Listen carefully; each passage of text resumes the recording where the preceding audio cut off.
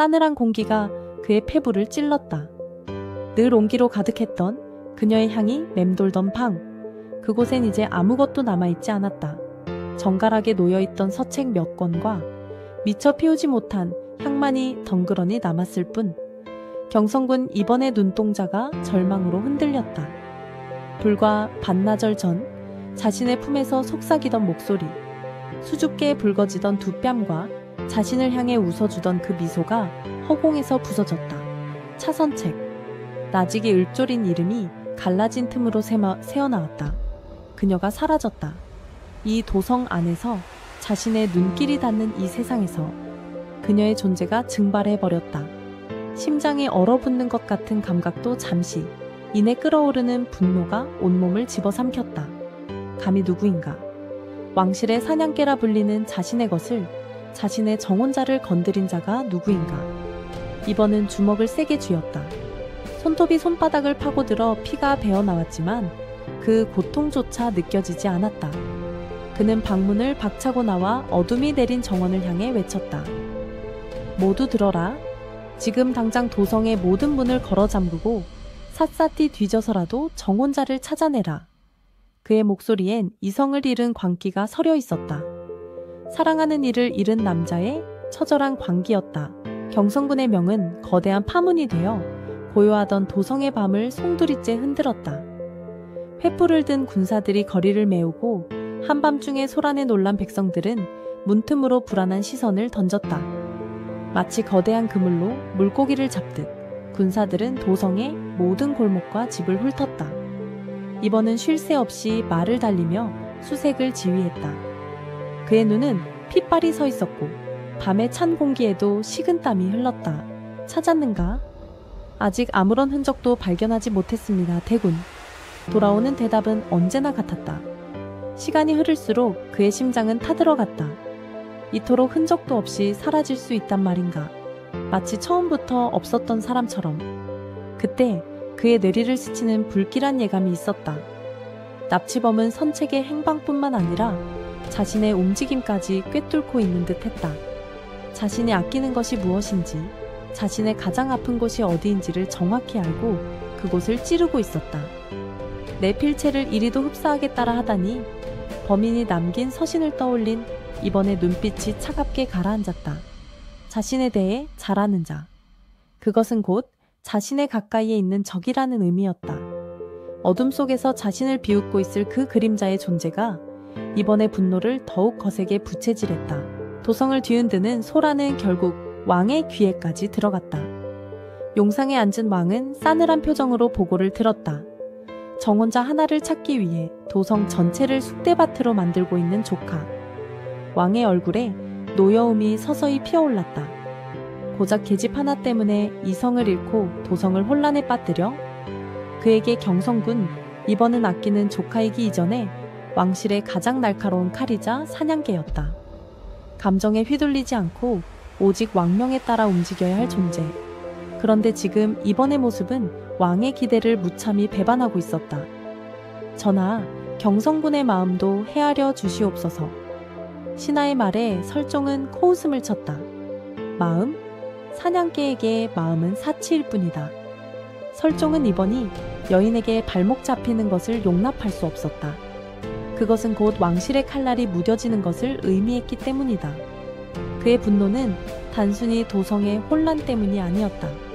자신이 길들인 사냥개가 스스로의 의지로 주인을 벗어나려는 듯한 모습에 대한 경고였다.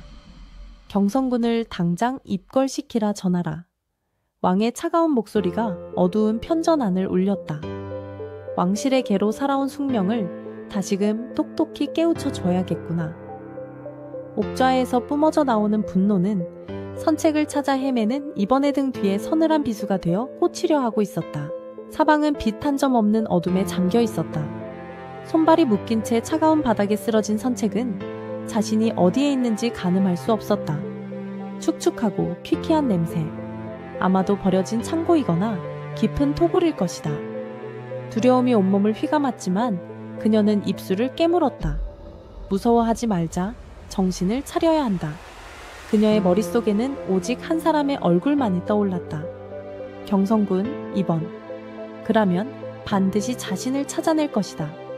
온 세상을 뒤져서라도 자신을 찾아낼 것이라 믿었다. 그 믿음 하나가 차가운 어둠 속에서 그녀를 버티게 하는 유일한 등불이었다. 정신이 드는가 보구나. 그때 어둠 속에서 섬뜩한 목소리가 들려왔다. 남자의 목소리였다. 누구냐? 내가 누구인지는 중요하지 않다. 목소리는 비웃음처럼 이어졌다. 중요한 것은 네가 아주 고통스럽게 죽어주는 것. 그게 바로 그분이 원하시는 것이거든. 선책의 심장이 쿵 하고 떨어졌다. 고통스러운 죽음. 그분. 단순한 납치가 아니었다. 자신을 향한 혹은 경성군을 향한 깊은 원한을 품은 자의 소행이었다. 하지만 선책은 두려움에 떨면서도 마음속으로 그의 이름을 되뇌었다. 이번 당신은 반드시 날 찾아낼 거야. 그렇죠? 그녀의 믿음은 흔들리지 않았다. 오히려 더욱 단단해지고 있었다. 왕의 노여움이 담긴 정알이 도착했을 때 이번은 잠시 걸음을 멈췄다. 숙부이자 왕의 분노를 모르는 바가 아니었다. 하지만 지금 그에게는 왕명보다 더 중요한 것이 있었다. 바로 차선책의 생사였다. 그는 정갈을 가져온 내관을 차갑게 외면하고 다시 말에 오르려 했다. 그의 세상은 이미 그녀를 중심으로 돌고 있었다. 그 어떤 것도 그녀보다 우선일 수는 없었다. 바로 그때 그의 귓가에 익숙하면서도 지독히도 불쾌한 목소리가 들려왔다. 사라진 정혼자 때문에 도성 일대를 쑥대밭으로 만들다니. 이번은 천천히 고개를 돌렸다. 어둠 속에서 한 사내가 모습을 드러냈다. 비웃음 가득한 얼굴, 성형은 이규였다. 아주 눈물나는 연정일세, 안 그런가? 이규는 이번에 가장 아픈 곳을 정확히 알고 있다는 듯 여유롭게 미소 지으며 다가왔다. 그의 등장은 단순한 조롱이 아니었다. 이 모든 상황을 알고 있다는 명백한 신호이자 오래된 악연이 다시 수면 위로 떠오르는 순간이었다. 이번에 눈빛이 맹수처럼 번뜩였다. 선책을 납치한 범인의 그림자와 눈앞에서 자신을 비웃는 이규의 모습이 겹쳐 보였다. 오랫동안 잊고 있던 과거의 악연이 선책의 실종과 함께 끔찍한 운명의 균열을 만들어내고 있었다. 경성군 이번의 머릿속은 차갑게 식어갔다. 이성을 잃은 분노가 가라앉은 자리에 날카로운 의심이 싹트고 있었다. 범인은 선책의 동선뿐만 아니라 자신의 모든 것을 꿰뚫고 있었다. 특히 자신을 도발하기 위해 보냈던 서신. 내 필체를 이리도 흡사한 걸 보니 내에 대해서 잘 아는 것이 분명하다. 자신의 필체, 자주 쓰는 어투, 심지어는 분노를 참지 못할 순간까지도 그 모든 것을 계산한 듯한 움직임이었다. 이번은 자신의 주변 사람들을 하나씩 떠올렸다. 그의 가장 깊은 내면까지 아는 이는 많지 않았다. 문득 한 사람의 얼굴이 머릿속을 스쳤다. 가장 믿는 벗이자 친형제 같은 아우 정수겸. 그라면 자신의 필체를 흉내내는 것이 가능할 터였다. 아니다. 수겸이가 그럴 리가 없다.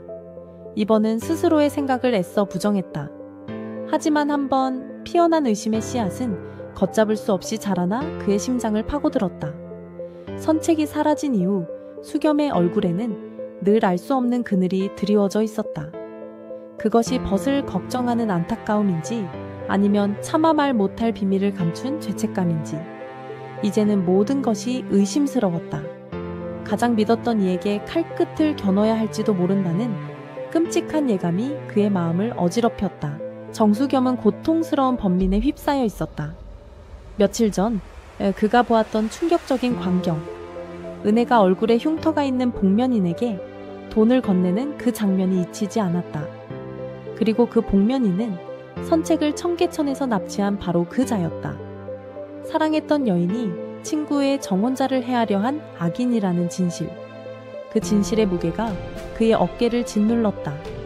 경성군이 미친 듯이 선책을 찾아 헤매는 모습을 볼 때마다 수겸은 차라리 심장이 멎는 것 같았다. 벗의 고통을 알면서도 그 원흉을 알면서도 입을 다물어야 하는 현실. 게다가 자신의 아버지는 흑사단의 일원이었다. 성형은 이규를 단주로 섬기며 영모를 꿈꾸는 무리의 핵심 인물. 이 모든 것이 성형은의 계획이라면 은혜는 그저 이용당한 장기짝에 불과한 것일까? 아니, 그렇다 해도 그녀의 죄가 사라지진 않는다. 수겸은 괴로웠다. 벗을 향한 의리와 여인을 향한 연민 사이에서 그의 마음은 갈기갈기 찢겨나가고 있었다. 그는 경성군을 속이고 있었다. 가장 그를 잘 아는 자신이 그의 등에 비수를 꽂고 있는 것만 같았다. 조은혜는 하루가 살얼음판을 걷는 기분이었다. 자신의 작은 질투가 불러온 결과는 상상 이상으로 끔찍했다. 도성이 쑥대밭이 되고 왕의 노여움까지 샀다는 소문이 들려왔다. 그녀는 자신이 저지른 일이 두려워 며칠째 방 밖으로 나가지도 못했다. 문득 이 모든 일을 주선해준 아버지가 떠올랐다. 단순히 선책을 공영에 빠뜨리고 싶다는 철없는 투정으로 시작된 일이었다. 하지만 아버지는 너무나도 손쉽게 사람을 붙여 일을 처리해 주었다. 마치 이런 일을 여러 번 해본 사람처럼. 최근 들어 부쩍 성영훈과 가깝게 지내며 수상한 움직임을 보이던 아버지. 설마 아버지께서도 흑사당과 관련이? 그 생각이 들자 온몸에 소름이 돋았다. 자신은 그저 아버지의 혹은 성영훈의 거대한 계획에 이용된 것에 불과할지도 모른다. 선책을 향한 개인적인 원한과 욕망이 실은 더 큰 음모의 불쏘시개가 되었을 수 있다는 불안감. 은혜는 걷잡을 수 없는 공포에 휩싸였다. 자신이 저지른 죄의 대가가 자신뿐만 아니라 가문 전체를 뒤흔들 수 있다는 무서운 진실과 마주하고 있었다. 경성군이 의심과 절망 속에서 헤매는 동안 성영훈 이규는 그 모든 상황을 즐기고 있었다. 왕의 사냥개가 한낱 계집 때문에 이성을 잃고 날뛰는 모습은 통쾌하기까지 했다. 이규는 흑사단의 단주로서 이 기회를 놓칠 생각이 없었다. 그는 일부러 이번에 눈앞에 다시 나타났다. 이번에는 조롱이나 비아냥이 아니었다. 그의 눈빛은 차갑고 진지했다. 네가 그토록 애타게 찾는 여인, 내가 어디에 있는지 알고 있다. 이번은 대답하지 않았지만 그의 눈동자가 세차게 흔들리는 것을 이규는 놓치지 않았다.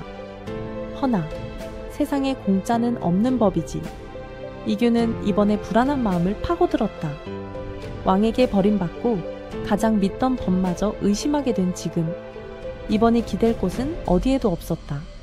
이규는 이번의 고립과 절망을 자신의 대업을 위한 가장 좋은 미끼로 활용할 생각이었다. 오래된 악연은 이제 단순한 경쟁자를 넘어 운명을 건 거래를 제한하기 위해 그의 숨통을 옥죄어 오고 있었다. 우린 목표가 같다.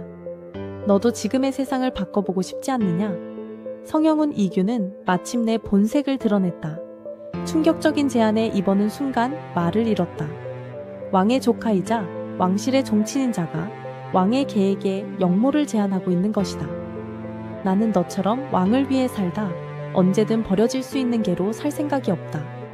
이규의 목소리에는 확신이 차 있었다. 내 손을 잡아라, 경성군. 그리하면 네 여인을 돌려줄 뿐만 아니라 이 빌어먹을 세상의 새로운 주인이 될 기회를 주겠다. 선책의 목숨과 천하를 건 위험한 거래였다. 이번에 마음속에서 격렬한 갈등이 휘몰아쳤다. 왕에 대한 충심과 선책을 구하려는 마음.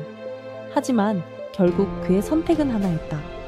역적과 손을 잡을 생각 따윈 없다. 이번이 차갑게 거절하자 이규는 웃었다. 어리석군.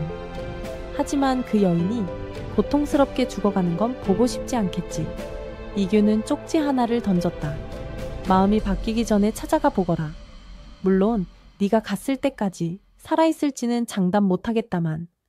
이번은 이를 갈며 쪽지를 움켜쥐었다. 이것은 제안이 아닌 협박이었다. 그는 더 이상 지체할 수 없었다.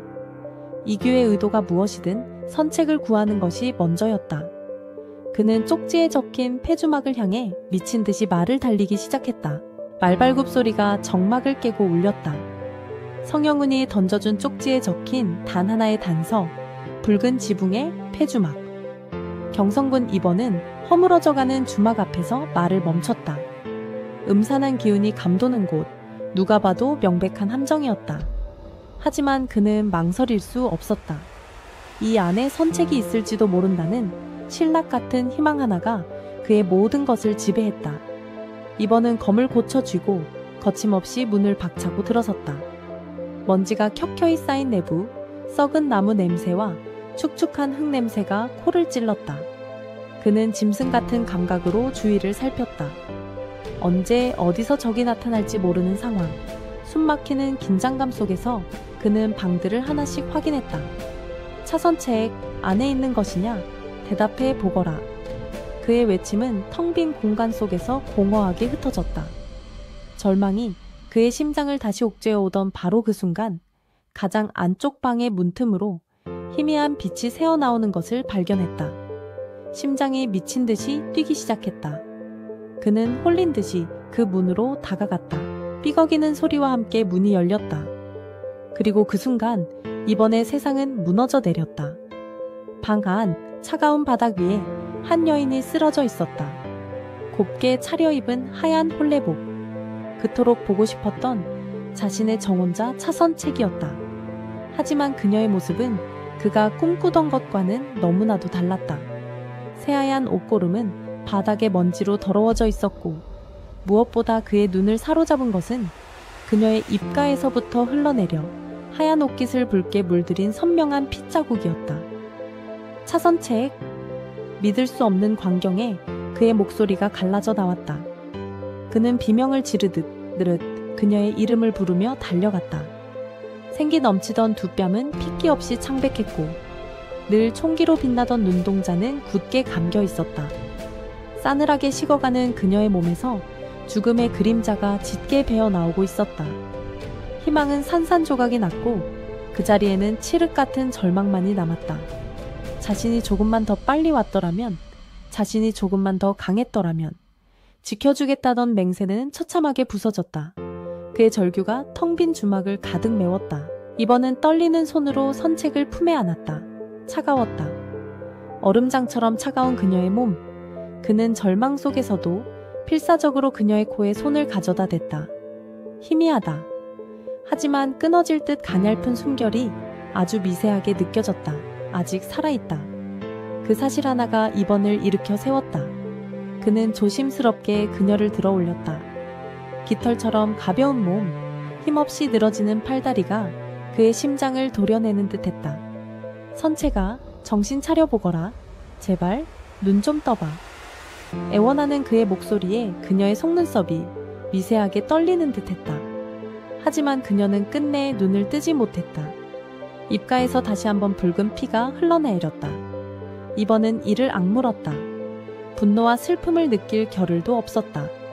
지금은 오직 그녀를 살려야 한다는 생각뿐이었다. 그 어떤 대가를 치르더라도 반드시 그녀를 이 지옥에서 구해내야만 했다. 그는 식어가는 그녀의 몸을 더욱 단단히 끌어안고 미친 듯이 밖을 향해 달리기 시작했다. 한시라도 빨리 의원에게 보여야 했다. 그의 등 뒤로 어두운 주막이 입을 벌린 채 두 사람을 비웃고 있었다. 주막을 거의 빠져나왔을 때였다. 어둠 속에서 박수 소리와 함께 비웃음 가득한 목소리가 울려 퍼졌다. 아주 눈물나는 연정일세. 결국 찾아내긴 했구나. 성형은 이규였다. 그는 처음부터 모든 것을 지켜보고 있었던 것이다. 이번은 선책을 고쳐 안으며 불타는 눈으로 그를 노려봤다. 내 놈 짓이었더냐. 내가 말했을 텐데 살아있을지 장담 못한다고. 내 제안을 거절한 대가치고는 너무 약소한가? 이규의 말은 비수가 되어 이번의 가슴에 박혔다. 이 모든 것이 자신을 시험하기 위한 잔인한 연극이었음을 깨달았다. 어찌 내 놈이 사람의 탈을 쓰고. 사람? 이 세상은 본디 짐승들의 싸움터다. 너처럼 정에 얽매여 발목 잡히는 놈은 결코 주인이 될 수 없지. 이규는 싸늘하게 말을 이었다. 왕의 개가 될 것인가? 내 개가 될 것인가? 선택지는 아직 유효하다. 그 여인을 살리고 싶다면 다시 생각해보는 게 어떠냐. 이번은 대답 대신 선책을 더욱 굳게 끌어안고 발걸음을 옮겼다. 지금은 저 악마와 싸울 때가 아니었다. 그의 등 뒤로 이기어 유교의 차가운 목소리가 따라붙었다. 좋다. 허나 명심하거라. 오늘 네가 벌인 것은 단순한 기회가 아니라는 것을. 걔 미친 거 아니야? 케이는 자신도 모르게 욕설을 내뱉었다.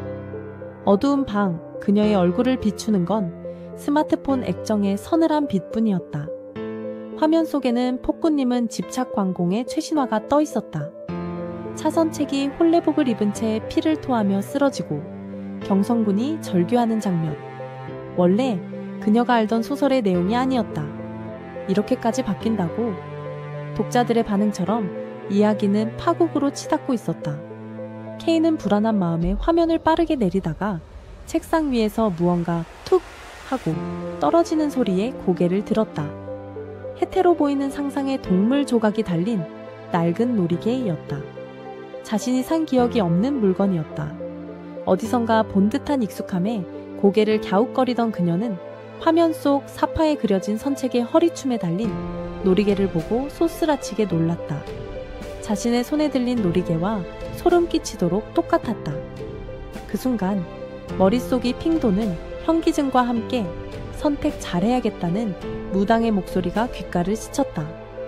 겁에 질려 놀이개를 놓치자 스마트폰 화면이 제멋대로 지지직거리며 소설의 한 구절을 비췄다.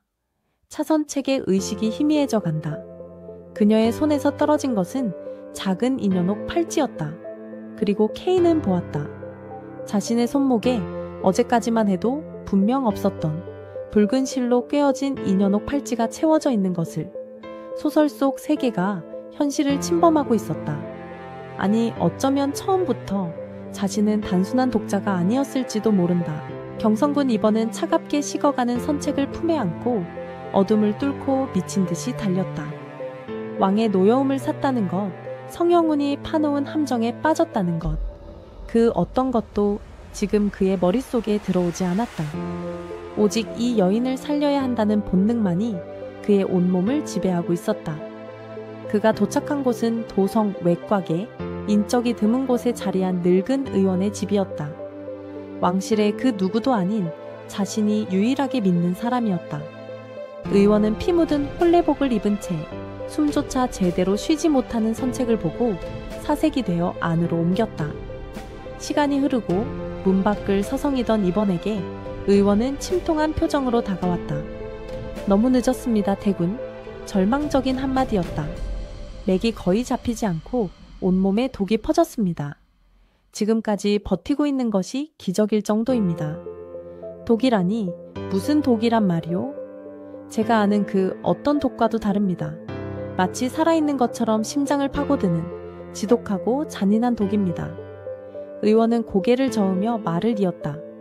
살릴 방도가 없습니다. 이제 그만 마음의 준비를 하시는 것이. 이번에 눈앞이 캄캄해졌다. 그는 의원의 멱살을 잡고 절규했다. 살려내시오. 무슨 수를 써서라도 살려내란 말이오. 그대가 못하면 내가 온 세상을 뒤져서라도 반드시 방도를 찾아낼 것이오. 그의 처절한 외침은 꺼져가는 생명 앞에 무력한 분노일 뿐이었다. 정수겸은 자신의 방에서 뜬 눈으로 밤을 지새웠다. 경성군이 피투성이의 선책을 안고 사라졌다는 소식이 그의 귀에도 들어왔다. 벗의 고통과 절망이 그대로 자신의 심장을 찌르는 듯했다. 자신이 본 것을 고해야 했다. 은혜가 선책의 납치를 사주했다는 사실을 이제는 말해야만 했다. 그것이 벗에 대한 최소한의 도리였다. 수겸은 결심을 굳히고 집을 나서려던 참이었다. 그의 앞을 막아선 것은 싸늘한 표정의 아버지였다. 어딜 가려는 것이냐. 경성군을 봐야겠습니다. 지금은 때가 아니다. 경거망동하지 말거라. 아버지의 목소리는 단호했다. 하지만 선책 아씨가 그 모든 것이 대의를 위한 희생이다. 너는 그저 모르는 척 입을 닫고 있으면 된다. 그것이 우리 가문이 사는 길이고 네가 사는 길이다. 수겸은 아버지의 눈에서 자신이 알던 자애로운 모습이 아닌 흑사단의 일원으로서의 냉혹함을 보았다. 그는 거대한 음모의 한가운데서 벗을 향한 충심과 가문을 향한 의무 사이에 갇혀 한 발짝도 움직일 수 없었다. 그의 침묵은 진실을 더욱 깊은 어둠 속으로 밀어넣고 있었다. 경성군이 잠적하자 도성에는 흉흉한 소문이 돌았다. 정혼자를 잃은 충격에 실성했다더라. 왕의 명을 거역하고 역심을 품었다더라. 그 모든 소문의 진원지는 성영훈 이규였다. 그는 이 기회를 놓치지 않았다. 흑사단의 수장으로서 자신의 세력을 규합하고 새로운 판을 짜기 시작했다. 보았는가? 왕의 가장 날카로운 칼날도 계집 하나의 일이 쉽게 무뎌지는 것을. 비밀 회합에 모인 흑사단 단원들 앞에서 이규는 경성군을 조롱하며 말했다. 이제 무대는 마련되었다. 왕은 가장 믿던 사냥개를 잃었고 민심은 흉흉해졌으니 새로운 주인을 맞이할 때가 된 것이다. 그의 눈빛은 옥좌를 향해 있었다. 좌의정이 조심스럽게 물었다. 허나 경성군이 살아있는 한 걸림돌이 될 것입니다. 이규는 비웃으며 답했다. 그는 곧 스스로 무너질 것이다. 내가 차선책에게 쓴 독은 이 세상에 해독약이 존재하지 않으니. 그는 잔인한 미소를 지으며 말을 이었다. 선책의 목숨은 경성군을 올가맬 가장 좋은 족쇄이자 우리의 대업을 위한 가장 완벽한 재물이다. 이제 곧 이 나라의 주인이 바뀔 것이다. 그의 선언에 어둠 속에 모인 자들의 눈이 탐욕과 야망으로 번뜩였다. 케인은 며칠째 넋이 나간 사람처럼 지냈다. 자신의 손목에 채워진 인연옥 팔찌와 책상 위에 놓인 혜태 놀이개, 소설 속 물건들이 이리 현실에 나타난 이후 그녀의 일상은 완전히 무너져 내렸다. 밤마다 소설 속 인물들의 목소리가 들리는 듯 했고 놀이개를 만지면 피를 토하는 선책의 모습과 절규하는 경성군의 얼굴이 눈앞에 어른거렸다. 그녀는 더 이상 단순한 독자가 아니었다. 자신이 이 끔찍한 비극의 목격자이자 어쩌면 일부가 되어버린 것이다. 내가 무언가 할 수 있지 않을까? 미친 생각이라는 것을 알았지만 그녀는 뭐라도 해야만 했다. 케인은 정신없이 컴퓨터 앞에 앉아 소설 속에 언급된 단서들을 검색하기 시작했다. 심장을 파고드는 독, 해독약 없는 독.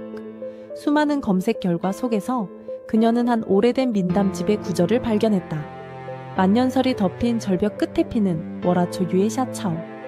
달의 전기를 받아 자라며 죽은 자도 살린다는 전설의 약초이나 그것을 지키는 맹독성의 환각을 보게 되리라. 심장이 미친 듯이 뛰었다. 케인은 떨리는 손으로 소설의 팬 커뮤니티에 익명으로 글을 올렸다. 혹시 월화초라는 약초 아시는 분 해독제로 쓸 수 있을까요? 그것은 절박한 외침이자 세계를 넘어선 유일한 희망의 실마리였다. 선책의 숨결이 점점 희미해져 가던 어느 밤, 경성군이 만견자실하게 앉아있을 때 창문으로 작은 돌멩이 하나가 날아들었다. 돌멩이에 묶인 것은 작은 서신이었다. 펼쳐보니 서툰 그림으로 그려진 지도와 함께 월화초라는 낯선 글씨가 적혀 있었다. 누가 왜 보냈는지 알 수 없었다. 하지만 지금의 그에게는 선택의 여지가 없었다. 지푸라기라도 잡아야만 했다. 그는 의원에게 선책을 부탁하고 수겸에게 자신의 거처를 지켜달라 명했다. 의심의 씨앗은 여전히 남아있었지만 벗을 믿어보는 마지막 도박이었다. 경성군은 지도 하나만을 든 채 만년설이 덮인 북쪽의 험산으로 향했다. 그가 떠난 것을 확인한 성영훈 이규는 자신의 저택 누각에 서서 만족스러운 미소를 지었다. 무대는 완벽하게 비었다. 그의 시선은 이제 경성군이 아닌 깊은 밤의 어둠에 잠긴 궁궐을 향해 있었다. 사냥개가 사라진 주인을 사냥하는 것만큼 재미있는 구경거리는 없지. 같은 시각 궁궐의 침전. 잠자리에 들었던 왕이 가슴을 부여잡으며 극심한 고통 속에 쓰러졌다. 그의 찻잔에서는 선책에게 쓰였던 독과 같은 향이 아주 희미하게 피어오르고 있었다. 모든 것은 이제 시작이었다. 선책의 비극은 거대한 음모의 서막에 불과했다.